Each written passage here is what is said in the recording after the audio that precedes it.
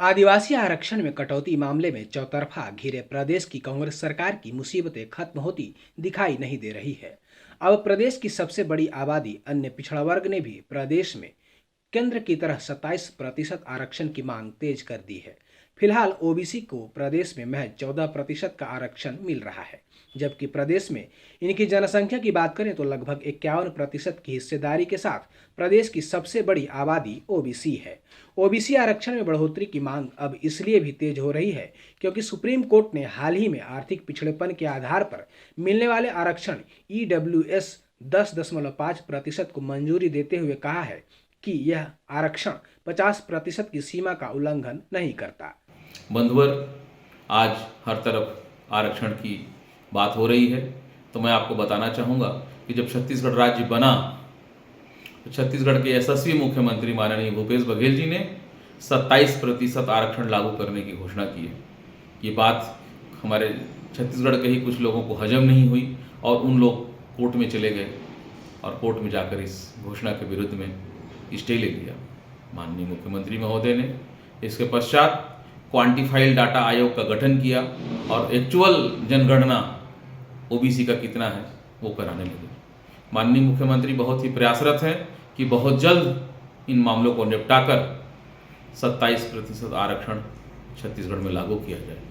हम सभी लोग माननीय मुख्यमंत्री को बहुत बहुत धन्यवाद देते हैं उनके इस प्रयास के लिए और ये उम्मीद जताते हैं कि बहुत जल्द 27% आरक्षण हमें भी यहाँ मिलने लगेगा। ऐसा नहीं है कि प्रदेश की सरकार ने इस दिशा में पहल नहीं की है। कांग्रेस की सरकार बनने के बाद सरकार ने मंत्रिमंडल की बैठक में ओबीसी आरक्षण का प्रतिशत 14 से बढ़ाकर 27 किया था, लेकिन उस समय सवर्णों ने हाई कोर्ट में सरकार के इस फैसले के खिलाफ याचिका दायर की और कोर्ट ने भी इसे यह कहकर रद्द कर दिया कि किसी भी स्थिति में आरक्षण की सीमा 50 से पार नहीं की जा सकती।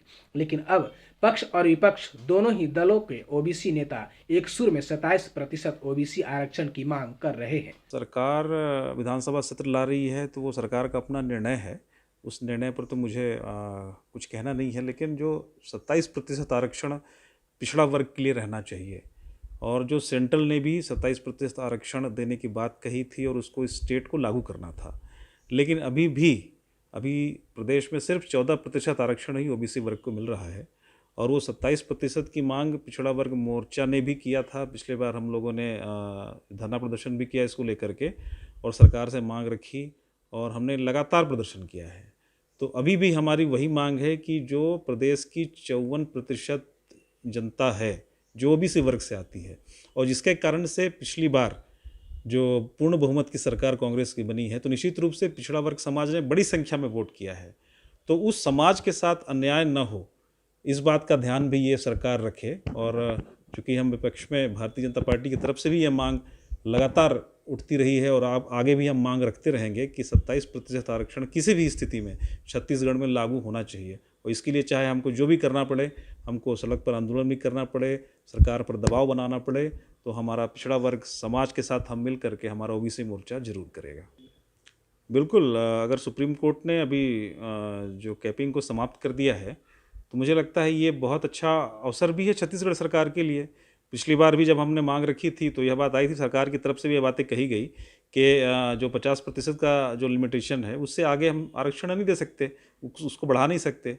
तो पिछली बार भी हाई कोर्ट ने भी उसको अमान्य कर दिया था। लेकिन अब चूँकि जैसे कि जानकारी आप बता रहे हैं कि अब हाई कोर्ट ने ये कैपिंग समाप्त कर दी है, तो मुझे लगता है ये बहुत अच्छा अवसर है और सरकार आगे आकर के जो पिछड़ा वर्ग समाज है जो 54% इस प्रदेश में है उसको लाभ पहुंचाने के लिए काम करे, क्योंकि वो पूर्ण बहुमत की सरकार में वो हैं और उसमें बड़ी बड़ी संख्या में ओबीसी समाज ने उनको समर्थन भी दिया है और वोट भी दिया है। तो भारतीय जनता पार्टी की तरफ से हम सब प्रमुखता से और पूरी ताकत के साथ ये मांग रखते हैं कि 27% आरक्षण मिलना ही चाहिए। लंबे समय से पिछड़ा वर्ग के हक में लड़ाई लड़ने वाले और 13 सालों तक पिछड़ा वर्ग कांग्रेस के अध्यक्ष रहे पीएस कुमार ने ओबीसी की बड़ी आबादी को महज 14% आरक्षण मिलने को दुर्भाग्यपूर्ण बताया है।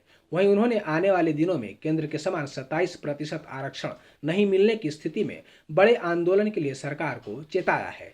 पिछले 13 साल में पिछड़ा वर्ग कांग्रेस का जिला का अध्यक्ष रहा और अभी वर्तमान में मैं सर्व पिछड़ा वर्ग संभाग का संभागीय अध्यक्ष हूँ। और पिछड़े वर्ग के लड़ाई के लिए आज 15-20 साल से संघर्ष करते आ रहा हूँ। बहुत जगह आंदोलन, धरना, प्रदर्शन।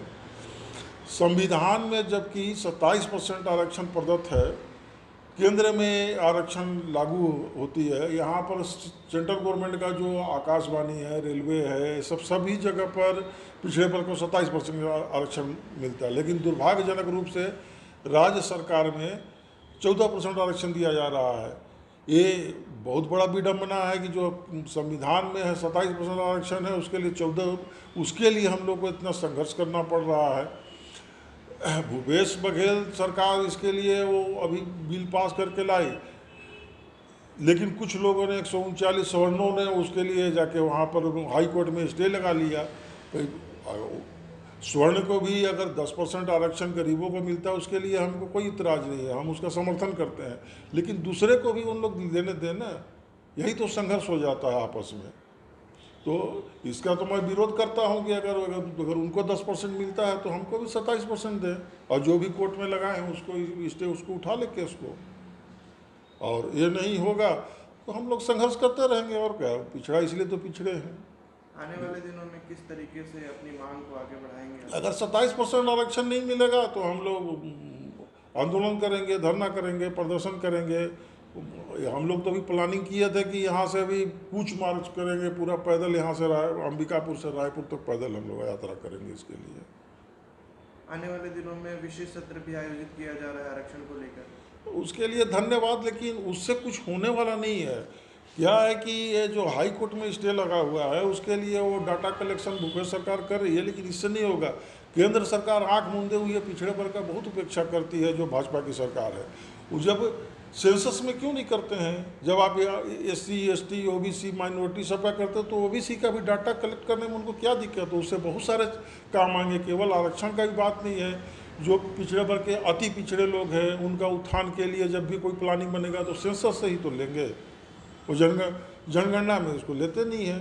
और इससे मांग मतलब आज कर्पूरी ठाकुर से लेके और लालू यादव से लेके, नीतीश कुमार से लेके, मुलायम सिंह यादव से लेके सब करते रहे, लेकिन कोई सुनवाई नहीं है वहाँ। न कांग्रेस सरकार सुनवाई करती थी वहाँ केंद्र में, अब भाजपा सरकार भी आई है, वो भी नहीं सुनवाई कर रही है। इनसे क्या उनको परेशानी है समझ में नहीं आता है। केवल उनका स्वार्थ सिद्धि कि इन लोग कहीं ज़्यादा जनसंख्या है तो अपना हक न मानने लगे, पिछड़े को हक को दबाया जा रहा है। प्रदेश सरकार ने आरक्षण पर मचे बवाल के बीच 1 और 2 दिसंबर को विशेष सत्र बुलाने का फैसला लिया है, जहां आदिवासी आरक्षण के मुद्दे पर विशेष चर्चा होने की संभावना है। ठीक इसी वक्त पर OBC आरक्षण में बढ़ोतरी की मांग सरकार के लिए परेशानी का सबब बनने वाला है। साथ ही इतनी बड़ी आबादी की नाराजगी को सरकार नजरअंदाज नहीं कर सकेगी। जिस हिसाब से हमारी जनसंख्या है पूरे छत्तीसगढ़ में 50% से अधिक जनसंख्या होने के बाद, जिसे केंद्र में 27% का आरक्षण दिया गया है और हमारे राज्य में अभी तक 14% पर ही चल रहा है, और ये बिल्कुल थोड़ा सा उचित नहीं लग रहा है। अब हम हमारे सरकार से यही और आग्रह करते हैं कि इसको तत्काल 27% लागू किया जाए, और आने वाले समय में हमारा सपोर्ट करेंगे, ये हमें पूरा उम्मीद है। अभी आने वाले दिनों में दिसंबर में 1 और 2 दिसंबर को आरक्षण को लेकर विशेष सत्र आयोजित किया जा रहा है, तो इस मौके पर सरकार से क्या मांग करेंगे? बस हम यही मांग करते हैं कि हमारा 27% आरक्षण को तत्काल लागू किया जाए। चूंकि अगले साल ही विधानसभा चुनाव होने हैं और OBC और आदिवासी वर्ग ऐसे वर्ग हैं जो निश्चित तौर पर चुनावी समीकरणों को बनाने और बिगाड़ने का मद्दा रखते हैं, ऐसे में सरकार भी इस दिशा में कोई ऐसा फैसला लेने का रिस्क नहीं लेना चाहती जिससे कोई भी वर्ग नाराज हो जाए।